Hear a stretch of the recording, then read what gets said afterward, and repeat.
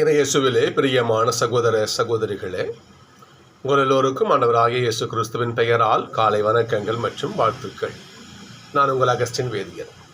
இன்று ஆகஸ்ட் மாதம் 2ஆம் தேதி 2025ஆம் ஆண்டு. ஆண்டவரின் மடியில் 5 நிமிடங்கள். மனுஷங்கிட்ட இருக்கிற குணம் மிருகங்கிட்ட கூட இல்லைன்னு சொல்லுவாங்க. நல்ல குணம் கிடையாது, கெட்ட குணத்தை இவ்வாறு சொல்லுவார்கள். மிருகணத்திலேயே ஒரு இனம் தன் இனத்தையே அடித்து சாப்பிடாது. ஒரு சிங்கத்தை அடித்து சாப்பிடாது.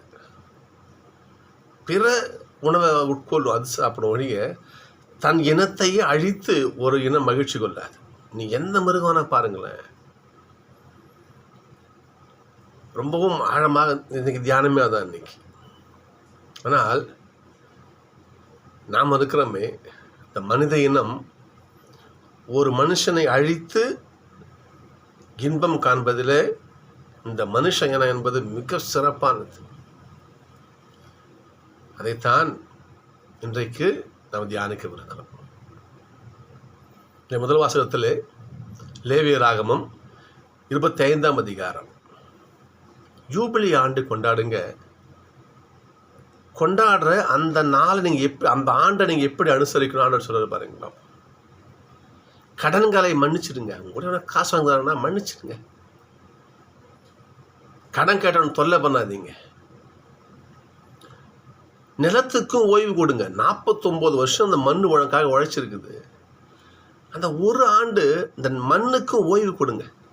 அதை குத்தி கிளறி விதை போட்டு போட்டு போட்டு போட்டு 49 வருஷம் சாப்பிட்டல, ஒரு ஆண்டு அந்த மண்ணுக்கு ரெஸ்ட்டு கொடுங்க. அது ஆண்டு இருக்கட்டும். அப்போ எப்படி சாப்பிட்றதுன்னு கேட்குறியா? தானாய் விளையும், சிலது தானாக விளையும் பாருங்க, அதை சாப்பிட்டுக்கு போ. அடிமைகளுக்கு விடுதலை கொடு. எவ்வளோ காலம் அவங்கள்ட்ட அடிமையான ஒன்று சேவை செஞ்சான் இல்லையா? இந்த யூபிலி ஆண்டில் உங்கள் அடிமைகளுக்கு விடுதலை கொடுத்து அனுப்பு. இந்த யூபிலி ஆண்டில் யாராவது என்ன பண்ணுவான், கஷ்டம் வறுமையான நிலைன்னு சொல்லி அவன் நிலத்தை வந்துட்ட விற்க வருவான். வாங்காத. ஏன்னா கஷ்டத்தை விற்கிறான். இதை பயன்படுத்தி அவன் நிலத்தை நீ அபகரிச்சிக்காத.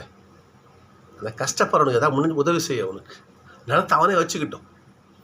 ஆண்டவருடைய வார்த்தைகளை பாருங்கள். இதை போல் நீங்கள் என்ன பண்ணுங்க, அன்பு காரியத்தில் ஈடுபட்டுருங்க. அடுத்தவனை அடித்து அவனுடைய துக்கத்தில் நீ இன்பத்தை அனுபவிக்காத என்று ஆண்டவர் முதல் வாசத்தை அற்புதமாக சொல்கிறார். இன்னைக்கு இந்த திருப்பாடல் எப்படி சொல்கிறது பாருங்க பார்ப்போம். ஆண்டவரை என்ன பண்ணுமா நம்மலாம், கடவுளே மக்கள் இனத்தார் உம்மை புகழ்ந்து போற்றுவர். கடவுளே உம் திருமுக ஒளி எம் மீது வீசுவதாக. கடவுளே உமது வழியை எங்களுக்கு எங்களுக்கு சொல்லிக் கொடுங்க எனக்கு. ஏனெனில் நீர் மக்களினங்களை நேர்மையோடு ஆளுகின்றீர். கடவுளே நீர் நேர்மையோடு ஆளுகின்றீர். அர்த்தம் பாருங்க பார்ப்போம். உலக நாடுகளை நேர்மையாக வழி நடத்துறீங்க, சரிதான். ஆனால் நாங்கள் எப்படி ஆடுறோம் தெரியுமா? நாங்கள் எப்படி இந்த உலகத்தை வழி நடத்தணும் தெரியுமா? நீ 2ஆம் வாசகம் நட்சத்திர வாசகம் பார்க்குறோம். நம்ம இன்னைக்கு ஏரோது மன்னன் தன் சகோதரனுடைய மனைவியே என்ன பண்ணுறான், தவறாக பயன்படுத்துகிறான். அதை திருமுழுக்கு யோவான் கேட்குறாரு. தப்பு செய்கிற அதை ஒரு இறைவாக்கு தட்டி கேட்குறாரு. ஏரோது நீ பண்ணுறது தப்பு, உன் சகோதரனுடைய மனைவியை நீ வச்சுட்டு இருக்கிற மிகப்பெரிய பாவம், நீ திருந்து என்று நல்வழிப்படுத்த அழைப்பு எடுக்கிறார். நமக்கு ரொம்ப நல்லா பிடிக்கும் இது அட்வைஸ் பண்ணுறது, அப்படித்தானே? இந்த உலகத்திலே மனுஷனுக்கு பிடிக்காத ஒரே காரியம்தான், யாராவது அறிவுரை சொன்னால் முதல் எதிரி நீ தான். ஏறதுக்கும் அப்படி தான். எனக்கே அறிவுரையா? ஒரு டைம் வருது, அந்த ஏரோது தவறாக பயன்படுத்திருக்கும் அந்த பெண்ணுடைய மகள் என்ன பண்ணுறா, ஏரோதுடைய பர்த்டேவால் டான்ஸ் ஆடுறா. அப்படி ஆடுகின்ற அந்த ஆடலை மயங்கி அவன் என்ன பண்ணுறான், அந்த சிறுமிக்கிட்ட நீ என்ன கேட்டாலும் நான் கொடுக்குறேன் கேளு. உடனே அம்மா கிட்ட போகிறான். அம்மா என்ன கேட்கணும்?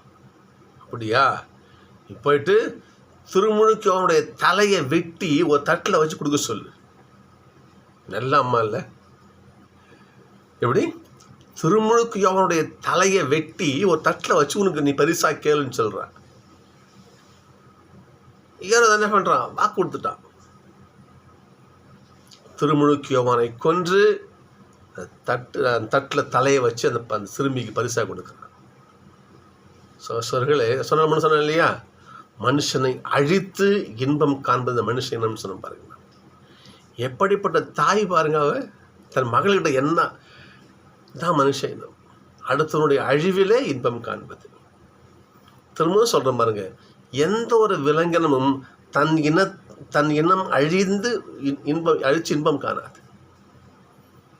மனுஷனம் இருக்கு. ஆண்டவர் சொல்கிறார், மன்னிச்சிருங்க, அடிமைகளுக்கு விடுதலை கொடுங்க இல்லையா, மனுஷனுங்கிற இந்த மண்ணை கூட ஓய்வு கொடுங்கன்னு சொல்கிறார். அந்த அளவுக்கு ஆண்டவர் உலகத்தை நேசிக்கிறாரு. மனுஷனை பார்த்தீங்களா? சிந்தித்து பார்ப்போம். ஆண்டவர் அழைப்பு விடுக்கிறார், அன்பாக இருங்க, மனுஷன் நேசிங்க, அன்பு செய்யுங்க.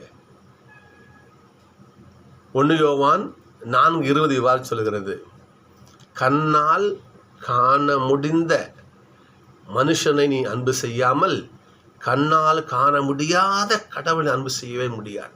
ஒரு காலம் முடியாது. சிந்திப்போம்.